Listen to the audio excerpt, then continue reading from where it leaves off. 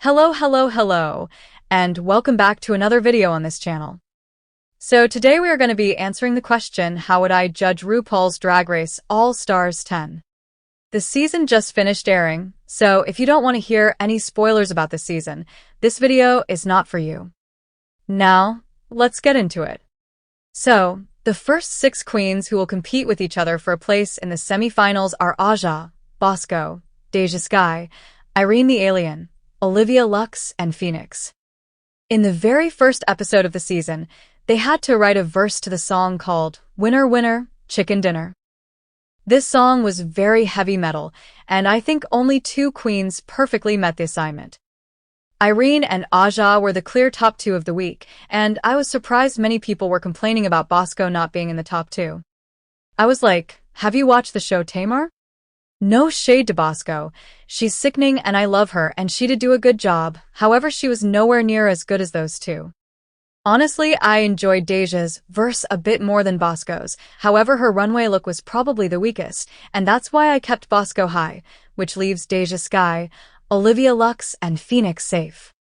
I know they were all in the bottom 4, but I decided to put the 3rd best queen as high and the rest of them safe.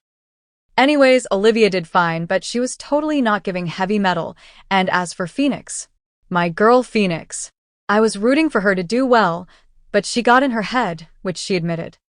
Yeah, her verse was just not good, but at least her runway was cool. So the lip-sync song this episode was Think You the Shit, and I mean, of course, I still gave the win to Aja.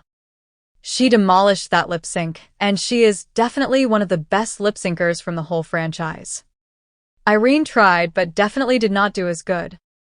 So yeah, Aja earned 3 points, Irene 2, and all of the other queens won, since as we saw, Bosco gave hers to Phoenix and vice versa, and it was the same case scenario between Deja and Olivia. So now it's time for episode 2, where the queens had to improvise in Murder on the Dance Floor. The top 3 queens from episode 1 are also in the top on episode 2, however this time in the top 2, we have Irene the Alien and Bosco. I was and still am so proud of Irene because I was really excited to see her back, and hoping she'd as well, and she literally came to slay. Irene played Cherry Cheeks and did great. I was really impressed how many accents she can do. Like really. We did not see much of her on season 15, and now she is constantly surprising us. Bosco was also great as Kitty Laveau, so this top 2 was definitely deserved. I was surprised Deja thought she did terrible, since in my opinion she was fine. It was not top 2 worthy performance, but that does not mean she did badly. Olivia and Phoenix also did not flop. I would say they were like fine, but it definitely was not enough to be in the top. Bosco and Irene are gonna lip-sync to Murder on the Dance Floor, and clearly Bosco does a better job than Irene, which means she earns 3 points. Since we have the same bottom 4 as originally, we don't have to predict anything. Aja and Deja gave the point to Olivia Lux, and Phoenix and Olivia gave it to Deja. So at this moment, Bosco and Irene have 4 points, Aja, Deja, and Olivia have 3, and Phoenix has 1. Now it is time for the last episode of the Orange Bracket, which was the Makeover/Performance Challenge. In my opinion, the performance part wasn't necessary, especially because they already had a girl group challenge, and if it was only based of the makeovers, I would give a high spot to Phoenix. I think this was her best episode, and I really enjoyed her makeover, and the reference to the iconic moment from season 3. I would love if she had the same wigs, but even with those she ended up using, it was still a successful makeover. I would say everyone except for Deja did either good or great this episode. I kept Olivia Lux high, since the looks were cute and I loved the hair and makeup. However, the clear top 2 queens this episode were once again Irene the Alien and Bosco. Irene demolished this challenge. Her and Estelle the Alien looked spectacular, and their verse were probably my favorite as well. Bosco was definitely second. Her dresses were stunning, and it was overall a successful night for her. The lip-sync song this episode was Pocketbook, and Irene finally wins a lip-sync on Drag Race. It was a pure joy watching her slaying every single challenge. I loved to see it. That means Irene now has 7 points, Bosco 6, and since I never changed any of the top 2 spots, the points are going to be divided the same way as originally. Aja gave her point to Deja, which was really risky, and I have no clue why she chose to do that. Because, what if Olivia also gave a point to Deja? If that happened, Aja would go home, and Deja would advance to the semi-finals. Luckily, Olivia and Phoenix gave their points to Aja, and she moved on to the semi-finals. That unfortunately means we have to say goodbye to Deja Sky, Olivia Lux, and Phoenix, but there is still a wild card, so maybe one of them will come back. Now it is time for Bracket 2, in which we have Georges, Carrie Colby, Lydia B. Collins, Mistress Isabel Brooks, Nicole Paige Brooks from Atlanta, Georgia, and Tina Burner. In the first episode, it was a design challenge, and I already made some changes. Tina Burner absolutely destroyed that challenge, and I was very surprised since I wasn't expecting her to do that great. Her look was head to toe incredible and well made. She truly left no crumbs. Originally, Lydia was also in the top 2 this episode, however I decided to put her high because in my opinion Mistress did better than her. Now listen, I wasn't a fan of Mistress this season. She was doing way too much, and I was happy after she got eliminated, but I am trying to be as fair and unbiased as I can, and I really think she deserved that top 2 spot over Lydia. So Tina and Mistress are going to be lip-syncing to Love Sensation, and Mistress would most definitely win this. I think she even said at one point that this was her song and she performs it very often, so she was even more mad when she was not in the top 2. So in this case scenario, Mistress has 3 points and Tina has 2, but now what is going to happen with the MVQ points? I think Mistress would still try to trick somebody. Remember, I am just guessing, but I think it's possible she would try to tell Georges and Lydia to do the same thing she originally did with Georges. And I think they would agree that Carrie can swap with Georges and Lydia can swap with Nicole. So I think Carrie gives her point to Georges, then Nicole gives it to Lydia, and then the shenanigans begin because Georges gives her point to Lydia. Now, if Lydia was giving away her point before Georges, I don't think Georges would do that, but I will say Georges gives her point to Lydia, and then Lydia doesn't know what to do. But she decided she is in her congenial era and gives her point to Nicole Paige Brooks. So for now, Mistress has 3 points, Tina and Lydia have 2, Georges and Nicole have 1, and Carrie has 0. With that being said, it is time for the next episode, the Rapping Roast. Let me tell you, this song is an absolute banger, and I am listening to it to this day. Every single one of them did really well, and it became one of my all-time favorite songs from RuPaul's Drag Race. Tina Burner did good, but I'm kinda confused because did she roast Georges at all? I might be wrong, but I think she only roasted for Queens and RuPaul. Nicole Paige Brooks from Atlanta, Georgia was next, and she was absolutely hilarious. I need her to come back for every single All-Stars, since she is so funny and entertaining. I'm insanely happy she finally came back to Drag Race. All of her reads were funny, and arguably she could have been in the top 2, but I think putting her high was correct. Lydia was next, and she did a really good job as well. She had many cool reads, and I think she could have been in the top as well.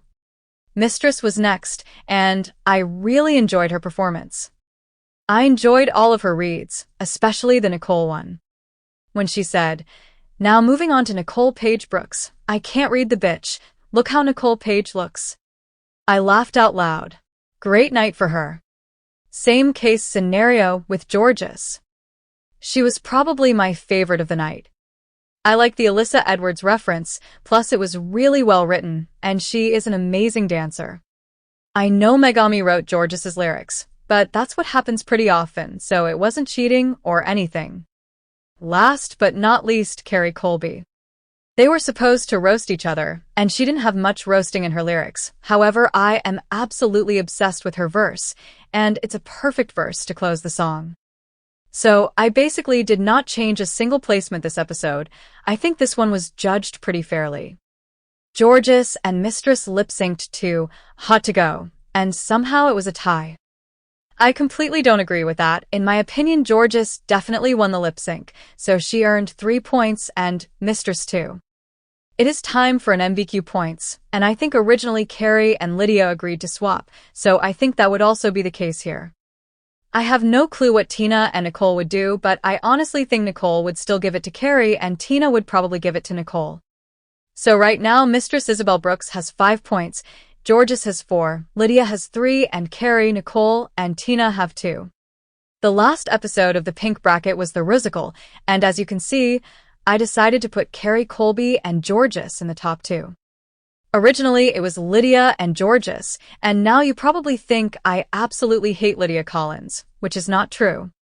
I really like Lydia, and I do think she did really well every single episode, but I would say she was always a bridesmaid, but never a bride. Honestly, in my opinion, Carrie did the best this episode, and I think they did not put her in the top 2, because if they did, Mistress probably wouldn't make it to the semi-finals. Georges and Carrie will be lip-syncing, and I think Georges would win the lip-sync, so she earns 3 points, and Carrie 2. It is time to give away the MBQ points for the last time, and the question is what would have happened in this scenario. I think Nicole and Tina would still want to push Carrie to the semi-finals after what Mistress did to her on episode 4. So now it doesn't really matter, but I think Lydia and Mistress would swap, so Georges, Carrie Colby, and Mistress Isabel Brooks are moving on to the semi-finals. And unfortunately we have to say goodbye to Lydia B. Collins, Tina Burner, and Nicole Paige Brooks. But remember, there is still a wild card. So it is time for a purple bracket, in which we have Acid Betty, Alyssa Hunter, Cynthia Lee Fontaine, Dia Betty, Denali, and Ginger Minj. So in the first episode of the last bracket, it was a design/writing challenge. The queens were judged in pairs, so I kept that the same, and for that reason 2 queens are high and 2 are safe. Originally Ginger and Dia ended up winning the challenge, which honestly I can agree with. It wasn't as controversial for me as it was for many other fans. Ginger and Dia did do a pretty good job, and their story was definitely my favorite. Plus Dia's delivery on the main stage was so eye-catching. However, I decided to put Denali and Acid Betty in the top 2, since I think overall they did a tiny bit better than Ginger and Dia. Acid's look was my second favorite look of the night, and their story was pretty good. Denali's look was also pretty cool, but honestly not my favorite. She looked good though, and as I said, I do think that overall they did better than Ginger and Dia. My favorite look of the night was actually Alyssa's, but their story kinda didn't make sense, so it was between the other 2 pairs. So Acid and Denali are going to be lip-syncing to Defying Gravity, and I think Denali is winning the lip-sync, so she gets 3 points and Acid 2. I do think that the MBQ points would be divided pretty much the same way. Alyssa and Cynthia would swap as they did originally, and Dia and Ginger would also swap. So now Denali is in the lead with 3 points, Acid is second with 2 points, and then Alyssa, Cynthia, Dia, and Ginger all have 1 point. With that being said, it is time for the Country Girl Group Challenge, in which I also changed some placements. Denali did do a really good job, so I kept her in the top 2, however originally the other top 2 spot went to Ginger Minj. She did do a really good job, but I think she was my third favorite, and the queen who was robbed here was Cynthia Lee Fontaine. She demolished this challenge. Her verse was probably my favorite, and I was really sad when she wasn't announced as one of the top 2 queens. So they will be lip-syncing to See You Again, and Denali is gonna win, which means she earned another 3 points. Listen, I do agree that she did way too much, but it was still really entertaining, and at the end of the day, it's better to do too much than too little. I don't really know how well Cynthia would do, but I don't think she would beat Denali. So it is now time for another MBQ points, and it is really tricky because I literally have no clue what would have happened here. Originally, Cynthia received 3 MBQ points this episode, but I don't think that's going to be the case here because she wasn't robbed and actually ended up in the top. There is still a possibility of Dia giving her point to Cynthia since she was really sweet and supporting to Dia, but considering the fact that Cynthia was in the top this episode, I think Dia would give her point to Ginger Minj instead. Throughout these 3 episodes, Dia said more than once that Ginger is like her closest ally, so I think she would most definitely give it to Ginger. Then Ginger would probably return the favor and give her point to Dia. Now, I don't think Acid Betty has any interest in possibly pushing Dia to the top, since in this scenario Acid has a pretty good chance in moving on to the semi-finals. In my opinion, she would still give it to Cynthia to secure her spot in the next round.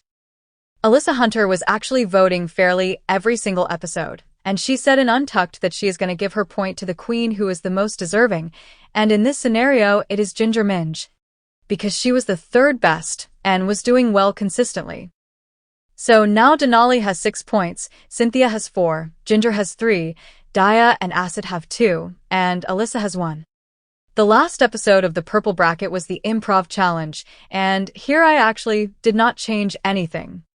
I do think that Ginger and Daya were the strongest of the night, especially Ginger. She really knows how to do comedy. I chose Acid to be high since she was also pretty funny, and her runway was also really cool. Unfortunately, Cynthia and Alyssa didn't do so great in this challenge in my opinion, but Denali was actually pretty funny, but had the hardest role, which was a disadvantage. The last lip-sync song of the Purple Bracket was Mama Used to Say. And now listen, I think Ginger Minj ended up winning 2 lip-syncs she should have lost, and lost the one she should have won. It was a really close lip-sync, but personally I think Ginger Minj did do a better job than Daya Betty, and that's why I decided to give the win to Ginger.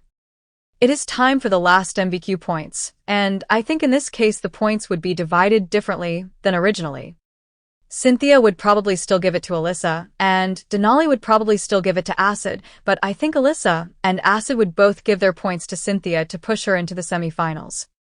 Acid and Cynthia were very close, and Alyssa would definitely prefer Cynthia to move on over Daya. That means Denali, Ginger Minj, and Cynthia Lee Fontaine are moving on to the next round, which unfortunately means we have to say goodbye to Daya Betty, Acid Betty, and Alyssa Hunter. And it is time for the semifinals. Before that though, I decided to do the wild card pick. I think it's much more fair to do it before the semifinals, so the queen who is the wild card will have a more realistic shot at winning the crown. At first I was going to choose one queen who I think is the most deserving, but I decided to do it the same way as it was in the actual season. I chose 3 queens, and I'm going to spin the wheel to determine which one of them is coming back to the competition. The queens I decided to choose are Lydia B. Collins, Acid Betty, and Daya Betty. And the queen who's getting the wild card is Acid Betty. So now it is time for the semifinals, and the first episode after the merge was the Snatch Game. Here we have Denali, Carrie, and Acid over Lydia and Daya. Originally in the bottom 2 we had Mistress and Cynthia, which I don't think was fair. Yes, Cynthia did not do great, and her runway was not good. However, both Daya and Lydia did worse than her, and one of them should have been in the bottom over Cynthia. However, in this scenario Daya and Lydia are already eliminated, so for that reason I kept Cynthia Lee Fontaine and Mistress Isabel Brooks in the bottom 2. I think Denali would do really good, and for that reason I decided to put her high. Her season 13 Snatch Game was really funny, and she also did really good in the last episode of the Purple Bracket, which was the Improv Challenge, so I think she's going to be fine. Same case scenario with Carrie Colby. She didn't have a chance to do Snatch Game before, but she can be really, really funny. She could have done something like her character from the Rusical, with this weird funny voice, and RuPaul would pee. It's kinda like Georges doing Pitbull, because her male character from the All Stars 9 roast was very funny. Speaking of Georges, many people thought she should have won Snatch Game over Ginger, and no offense y'all, but you are just being biased. Yes, Ginger was pushed by production and got some undeserved wins, but you cannot deny she was hands down the best in this challenge. This was not her strongest Snatch Game, but she was still head and shoulders above everyone else, so the fact that Georges had a better runway look doesn't mean she automatically should have won. At first, I honestly thought Georges was going to be safe. Looking back, I think she definitely deserved to be high, but Ginger Minj definitely won that challenge. Acid Betty went home on the Snatch Game on her season, but I think she would have a redemption here. I don't see her in the top, but I think she would be safe. Aja's performance was not that good, but they cut some of her funniest responses, plus her runway look was really stunning, so she is still going to be low, and Mistress is still going to send home Cynthia. That means Cynthia is going to place 10th again, and it is time for the talent show. Originally, Bosco won the challenge, and to be honest with you, I was really shocked. No offense to Bosco. She did fine, but in my opinion, it definitely wasn't a winning performance. Ginger and Georges once again did great, and I agree with both of them placing high this episode. This might be a bit controversial, but I decided to give the win to Acid Betty. I have no idea what would she do, but I think it would be something spectacular, so I said, you know what? Let's give it to her. I also think her runway look that week would most likely be better than Georges and Ginger's, so even if that's a tiebreaker, she wins it. Originally, Lydia and Mistress were in the bottom, but as we know, Lydia is not there anymore, and for that reason I decided to put Carrie in the bottom too with Mistress. All queens did pretty good, and the talent show was overall fine.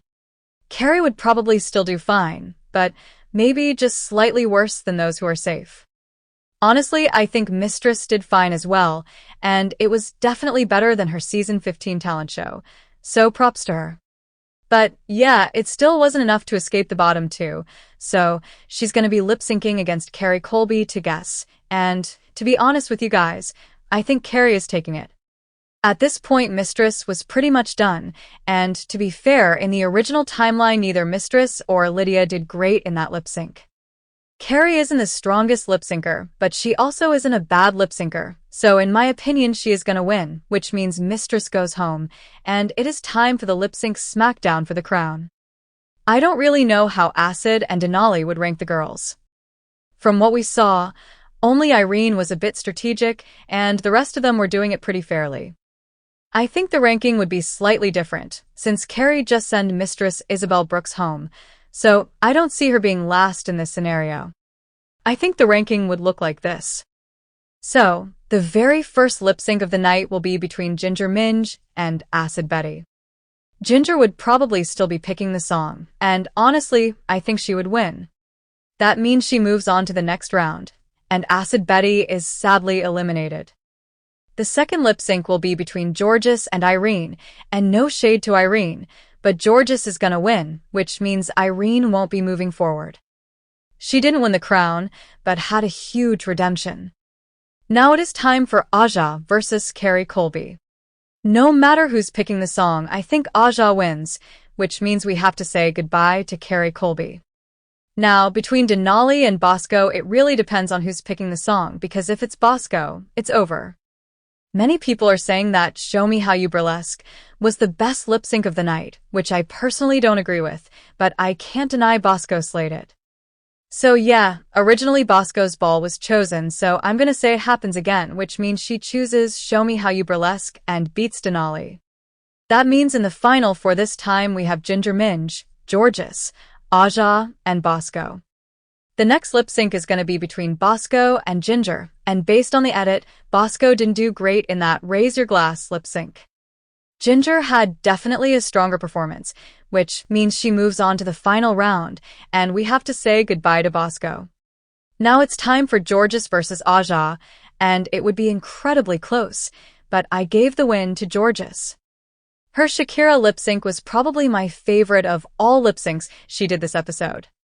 Aja would definitely put up a good fight, but unfortunately she's eliminated right before the final lip-sync.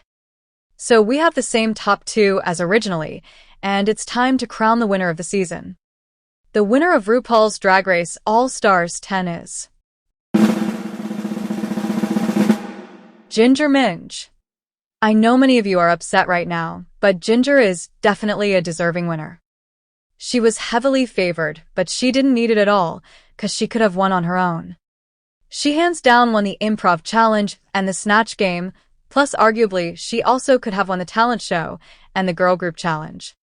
Even if you disagree with Ginger winning, don't send her hate. Just go and send Georges some love instead. Congratulations to Ginger Minj. Thank you for watching. I'll see you in the next video.